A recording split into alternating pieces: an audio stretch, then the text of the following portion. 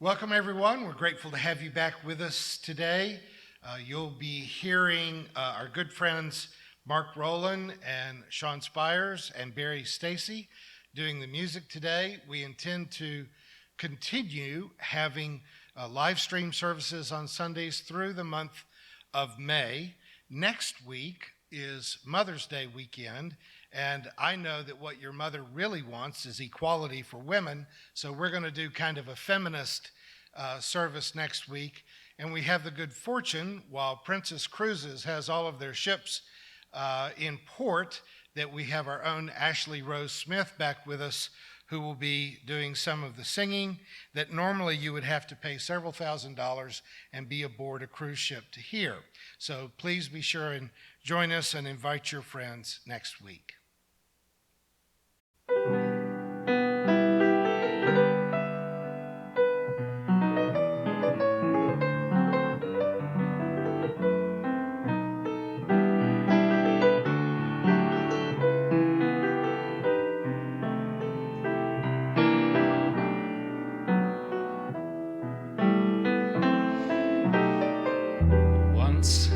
built a railroad, I made it run, made it race against time. Once I built a railroad, now it's done. Brother, can you spare a dime?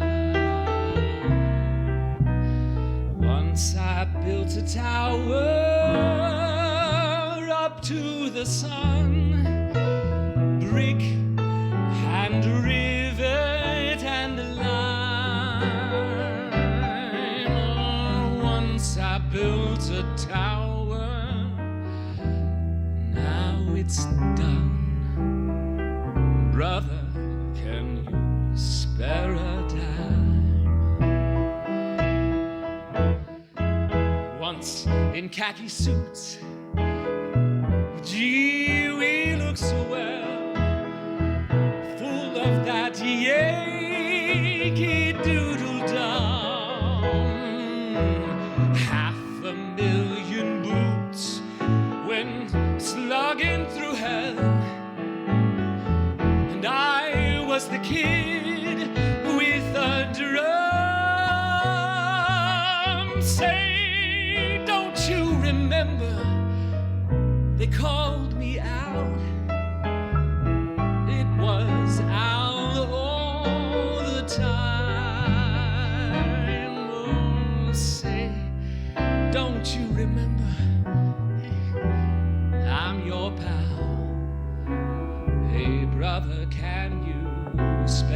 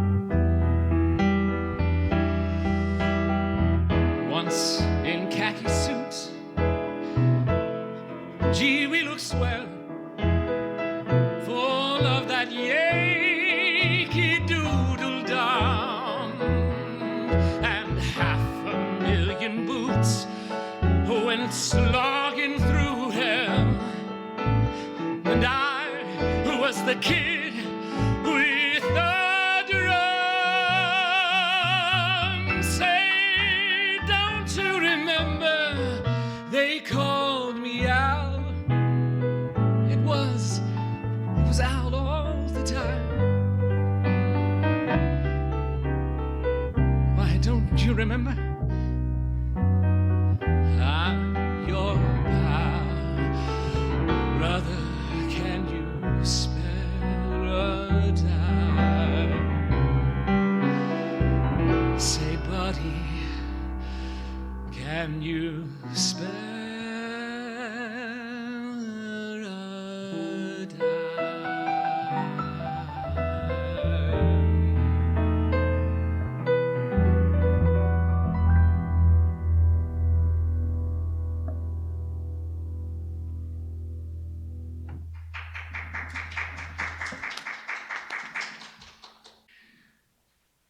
Let us pray. While it may take more training and expertise to replace a heart valve than to replace an auto tire, or to build a skyscraper than to build a pizza, we confess that we have given honor to some labor and have shown disdain for others, as if we do not need tires or eat pizzas. Today we resolve to show respect to all who labor, and we have to strive to make all workplaces safe and all jobs fairly compensated. We pray that all who contribute to society will find society contributing to them.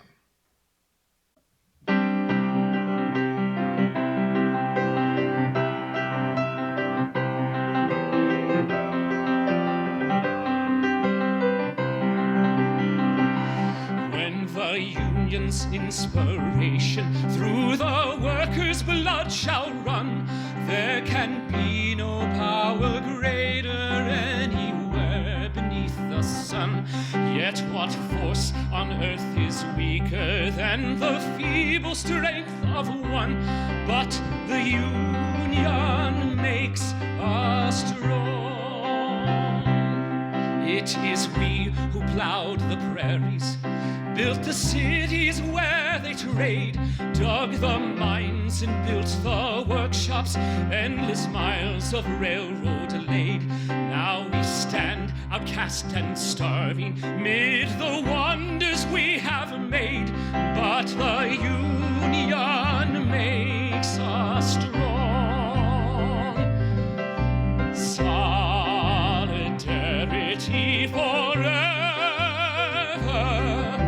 Solidarity forever.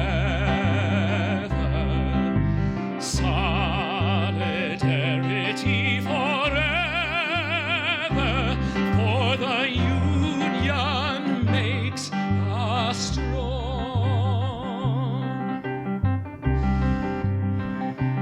They have taken untold millions that they never toiled to earn, but without our brain and muscle, not a single wheel can turn. We can break their haughty power, gain our freedom when we learn that the union makes us strong. Solidarity forever. Solidarity forever. Solidarity forever. For the union makes us strong.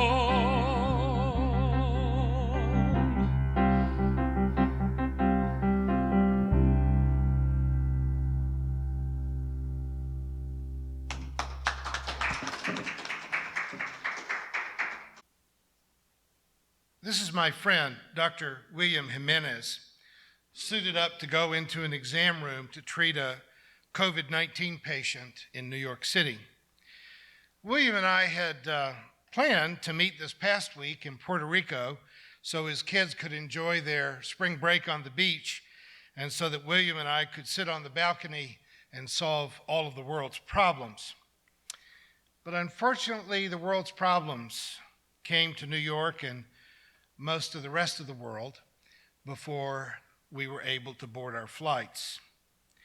But we talk most days now about what it's like for him to be on the front lines of a battle where now 65,000 Americans have died in just the last 2 months. And where there is still no real cure, there is not much of a treatment, and no vaccine is realistically in sight. I worry because I think my friend William I think he's too sensitive. I think his heart's a little bit too big for this work. When one of his longtime patients contracts the virus and dies, William suffers so dramatically from each loss that I'm sincerely worried for him and, well, worried for all the patients in New York and Washington and in New Jersey and in New Orleans.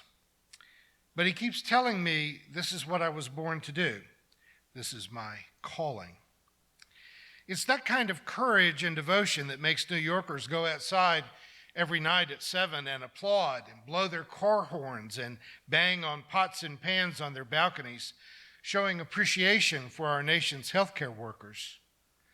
But my concern for the stress my friend is under was heightened this week when I learned that a young ER doctor in the hospital where William has worked, a physician who had COVID-19, recovered and went back to work, a physician who was even making masks during her recovery for her friends to wear at the hospital until she could get back.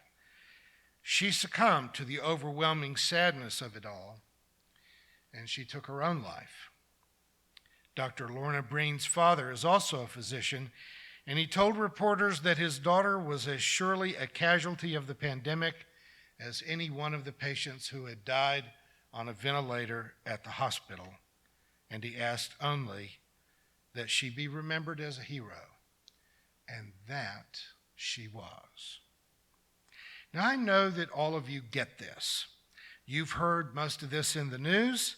I know that even if you don't personally know someone who's been a patient or has been on the front lines of patient care, I know that your heart has been just as filled with grief as mine.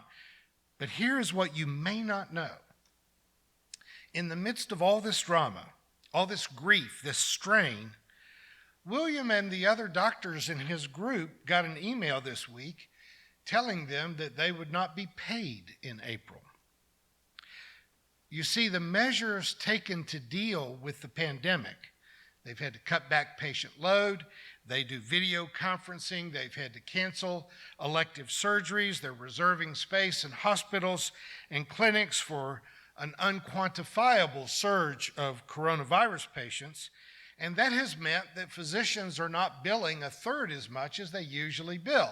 So their overhead has taken up all of their income, and their employer is just telling them, not only are you going to work harder under more stressful circumstances, not only are you going to risk your life every day when you go to work and risk the health of your family when you go home, not only are you going to be treated for PTSD in all likelihood when it's all over, but you're going to do all this without being paid.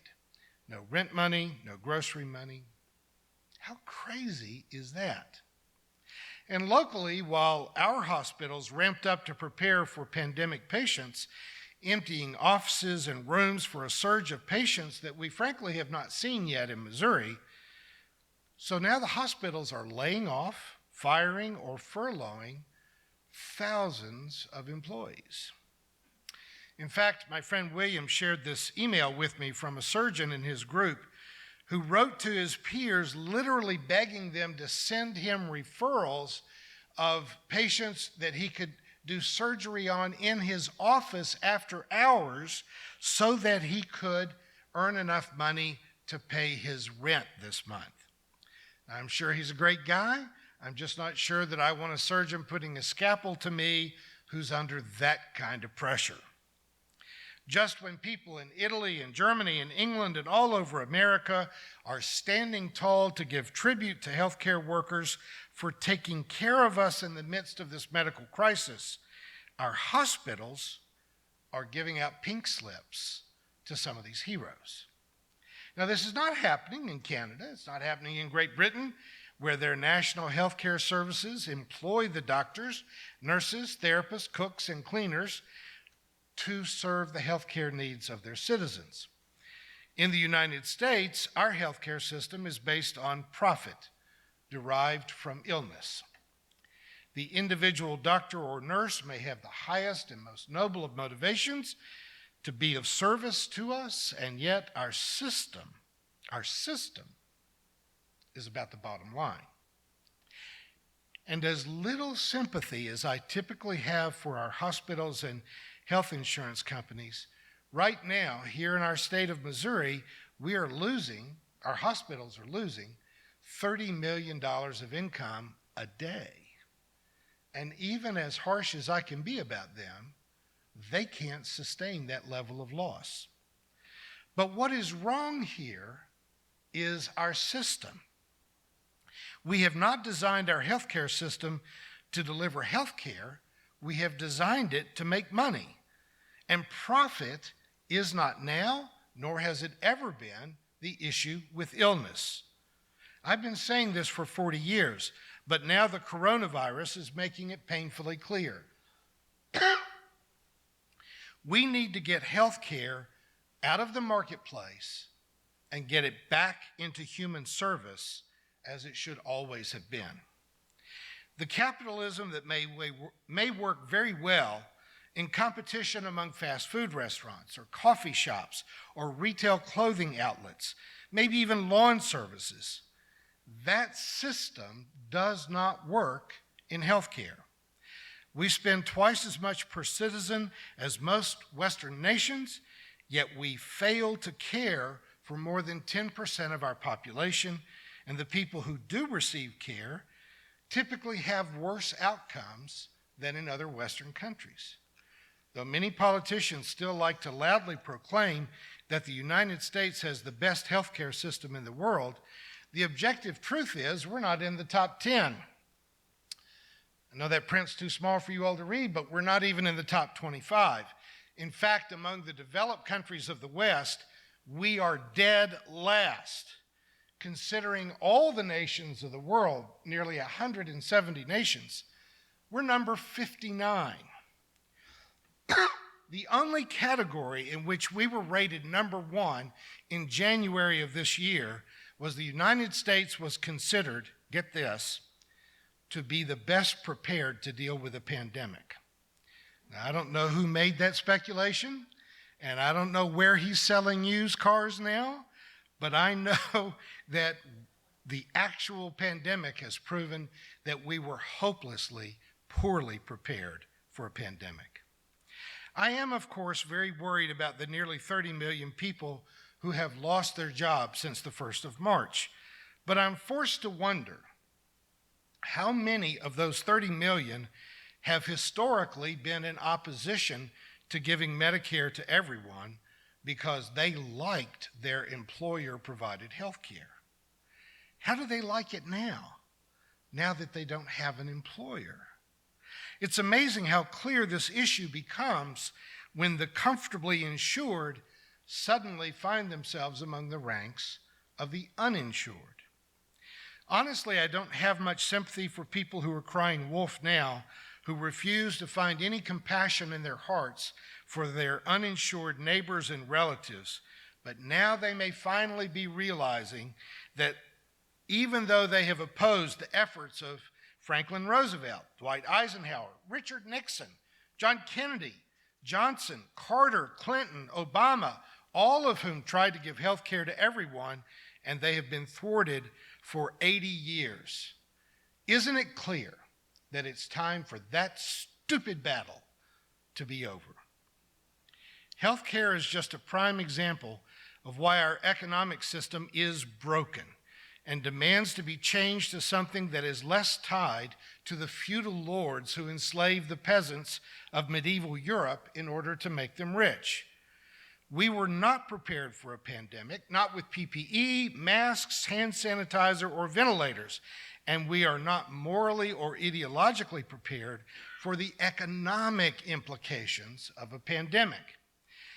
We seem to think that the way that the economy has worked is the way that it has to work, that we've inherited this system of sort of cannibalistic capitalism over the past 2 centuries, where the only way to have money is to either be born rich or to work for a salary.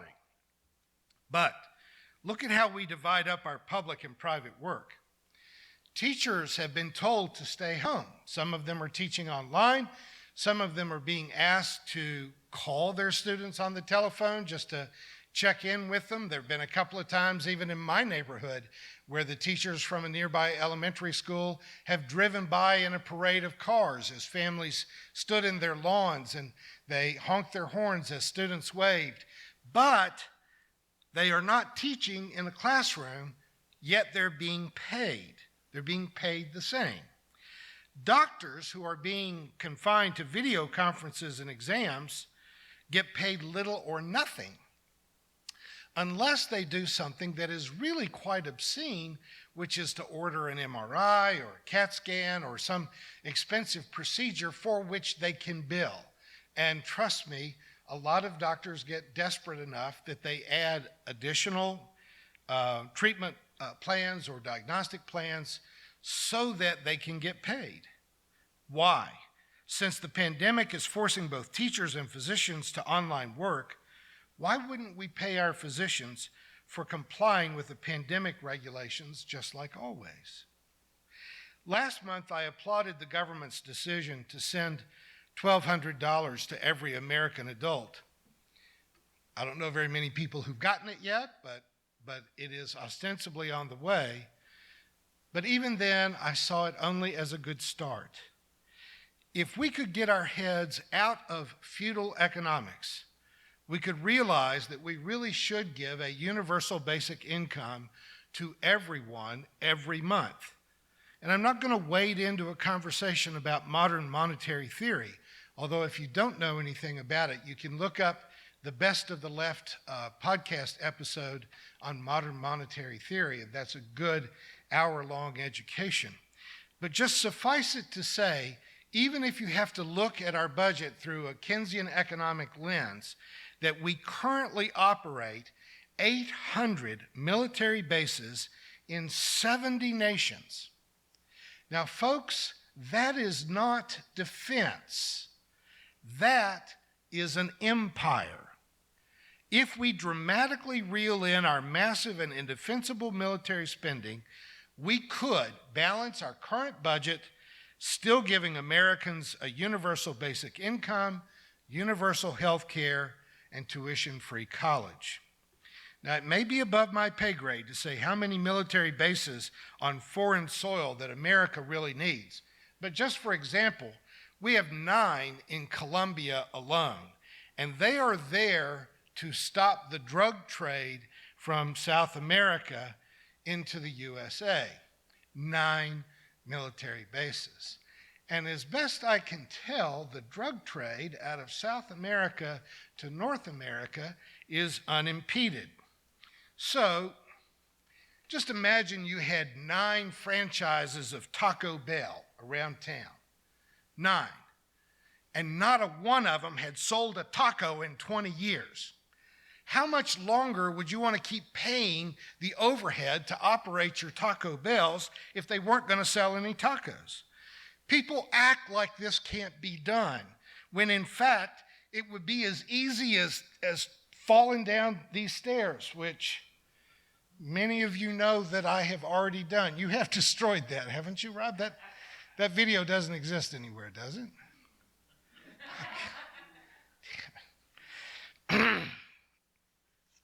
So now that we've closed down the retail and service economy almost everywhere except Sweden, and Sweden is operating a very dicey experiment to see if they can reach herd immunity without doing much social separating. Currently, the death rate in Sweden is 9 times what their neighbors' death experience has been. So this is a tough path to try to follow, but American governors are now determined that even though the rate of infection has not actually slowed down, that they are going to start lifting the mandatory closing. Our governor says that restaurants, bars, hair salons, and retail shops can reopen on Monday. And of course, people are not going to just go rushing back into those places because most people know that they're still not safe. And shop owners who have to restrict the number of people who can come in and try to get them to stay several feet apart will not be able to have the volume of business necessary to turn a profit. But what lifting the ban does is it will keep those business owners from applying for business stoppage insurance, and it will keep their staff from drawing unemployment. This means that they have to go back to paying their landlord, they have to go back to paying their utility bill, and it cuts them out of being able to apply for any special assistance from either the state or the federal government. This is vicious, cannibalistic capitalism on the part of several governors in the United States. Rather than change the system to recognize the lethal nature of the pandemic, they're going to force people to die to support an economic system that is obscenely out of date, an economic system that should have been ended in the early 20th century, and now in the 21st century is just killing us. But the one thing that should be obvious to everyone is that all of these billionaires crying out to send people back to work are realizing that they were never the ones who were making their money. Their employees are the ones who are making money, and without the people that they have refused to give health care, a living wage, and make education available to them, without those people, they will go broke. But here is what you can bank on. Missouri's Governor Parsons will not be going to a bowling alley and renting shoes and using one of the bowling alley's balls.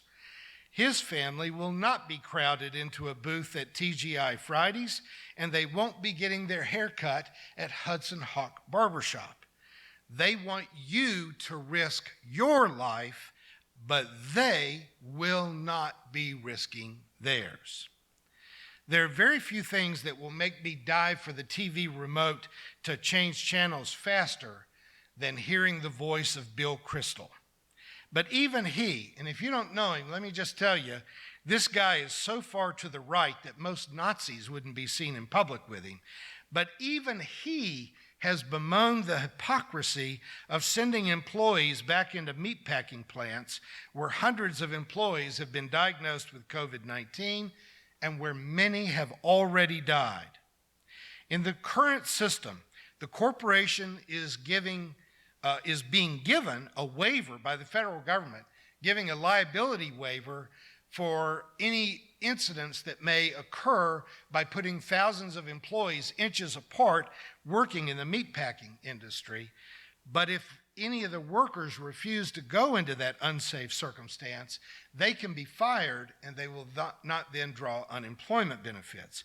And yes, this is specifically Republican hubris, but still you can't see it as being separate and apart from a system of capitalism that favors profit over people. Now, I'm a Southern boy, and I don't want to run out of country ham for my biscuits, and I don't want to be denied pulled pork. But if I have to pay more for it so that these guys can have a safe work environment, well, what kind of monster would object to that, other than Republican elected officials in Iowa? We've always hoped that electing women to high office would give us better government, but in a word, Kim Reynolds was obviously the wrong woman to elect. Years ago, Warren Buffett made the observation that class warfare has been going on for years and the rich people are winning. The current crisis brings into focus who is valued in society and who we believe we can discard or disregard. People, this seriously calls for, and I don't use this word lightly, this calls for a revolution. Nothing short of the poor demanding a more fair distribution of wealth will work. The rich will not do the right thing simply because it is the right thing to do. They will, however, do the right thing when they are given no other options. And that is the point that America must come to. Last year, Frank Snowden published this frighteningly prophetic book, Epidemics and Society. Now, he's a history professor at Yale, so he wasn't actually trying to predict a pandemic a few months ago, but he was painstakingly describing the way that epidemics either shape society or show society who they are, like holding up a mirror to them. This pandemic is forcing us to realize who we value and who we don't. It is no accident that people of color are dying in numbers way out of proportion to the white population, because as in the plague and other epidemics, the people who live in the most crowded conditions, the people who have the poorest diets, the people with the least access to health care are much more likely to die. And as we are seeing in Trump's insistence that meatpacking employees go back to their dangerous and low-paying jobs, we cannot feign surprise at the fact that the majority of those employees are people of color. They are Hispanic, they are Asian, and they are black. Again, it is the system we have, but it is not a necessary part of nature. Our system is the one that doles out the best health care to the top of the income ladder, and the whole employer-based health care system keeps the unemployed from having reasonable access to health care at all. That's not nature. That is not human need. That is an economic system designed by the rich for the rich. And though the doctors' lounges at Mercy and Cox hospitals, I can tell you from personal experience, have been full of Trump-supporting, aspiring millionaire physicians for the last several years, I suspect that things have fallen rather quiet lately. I bet that even I could walk into a physician's lounge today at Cox or Mercy and make the observation that physicians in England's national healthcare system work fewer hours, have a much better standard of living, and a much higher job satisfaction than American doctors do. And today, at least, I could walk out of the lounge without a scalpel in my back. How we react to an epidemic depends greatly on who is the most likely to die. Governor Kim Reynolds will send workers back into meatpacking plants, but members of Congress are still refusing to cram their more than 400 members into a room that is a lot smaller than it looks like it is on TV. In the 1980s, you remember how married and straight people reacted to the AIDS epidemic, which was perceived to be almost exclusively a gay liability. The news media for years blithely used the term innocent victim to reference someone who had been exposed to HIV through a blood transfusion or an accidental needle stick, as if gay people were somehow inherently not innocent because they had had sex. Sex is, of course, something that the rest of us have never done, right? I mean, this is the church of perpetual virginity, isn't it? Or is there something you guys have forgotten to tell me? Compare that to how people reacted to things like tuberculosis or polio, which affects the rich and the poor, the young and the old equally. A pandemic can teach you a lot about who you really are.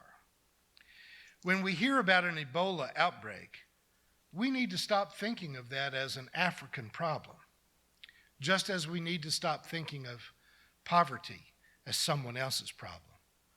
We are all connected. We not only need to have universal health care, but we do need a universal basic income, a guarantee of meaningful employment, of a safe retirement, of housing, and of education. This pandemic brings us to the threshold of change. We just have to keep asking what kind of change we really believe in.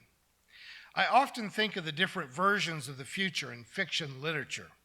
Gene Roddenberry imagined the world of Star Trek in the mid-22nd century, where there simply would be no currency, there's no money, because people pursue their careers based on their interests and talents, but everyone has more or less equal personal quarters. They share from the same recreational facilities, foods, and pastimes. But there's also the more dystopian types, like Mad Max, in which a society breaks down and everyone fights for whatever resources they can grab. I fear, however, that our system is much more like the Hunger Games, in which the poor are pitted into mortal competition with each other, and that competition becomes the entertainment and security of the wealthy. And I submit that system, that Hunger Games system that is the American economy, that has to stop. It can stop peacefully at the ballot box through electing a better government, or it can stop through revolution, but it has to stop.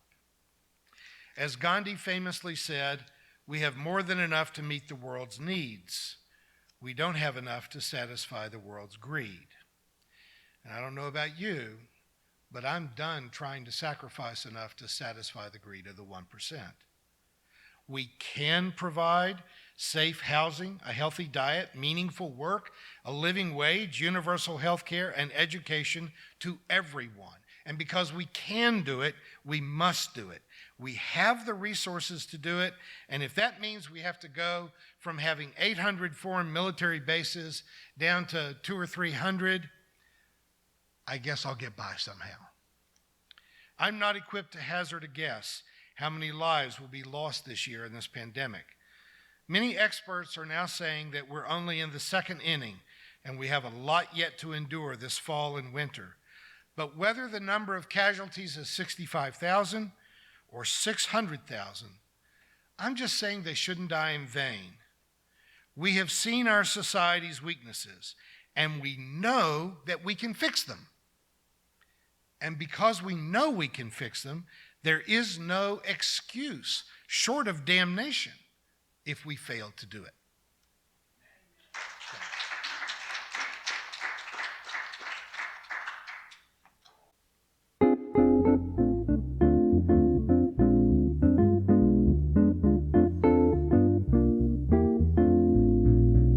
Long-haired preachers come out every night, try to tell you what's wrong and what's right. But when asked how about something to eat, they will answer with voices so sweet. You will eat by and by in that glorious land above the sky. Work and pray, live on hay. You'll get pie in the sky when you die. That's a lie. If you fight hard for children and wife, try to get something good in this life. You're a sinner and a bad man, they tell. When you die, you will sure go to hell. Oh, you will eat by and by in that glorious land above the sky. Work and pray, live on hay. You'll get pie in the sky when you die. That's a lie. Working men of all countries unite. Side by side we for freedom will fight. When the world and its wealth we have gained, to the grafters we'll sing this refrain. Oh, you will eat by and by when you've learned how to cook and to fry. Oh, chop some wood will do you good, and you'll eat in the sweet by and by.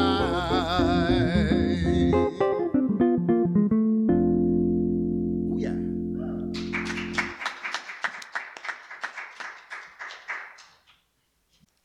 Thank you for joining us this morning. As many of your favorite restaurants and some of your favorite businesses will not survive the long closure and the economic distress, brought on by the pandemic, we should also note that there'll be a number of churches that will not emerge on the other side of this forced closing as well. We're determined to survive, but we only survive if those of you who join us online are also willing to contribute. So if you would please consider supporting us over the next several weeks, you can donate online through our donate button on PayPal on our website, www.spfccc.org, or by mailing a check to us at the address shown on your screen. Be safe, wash your hands, still stay home as much as possible. Try to keep distance from other people when you do go out to the stores or if you do frequent a restaurant, and when you go, go in peace to love and to serve.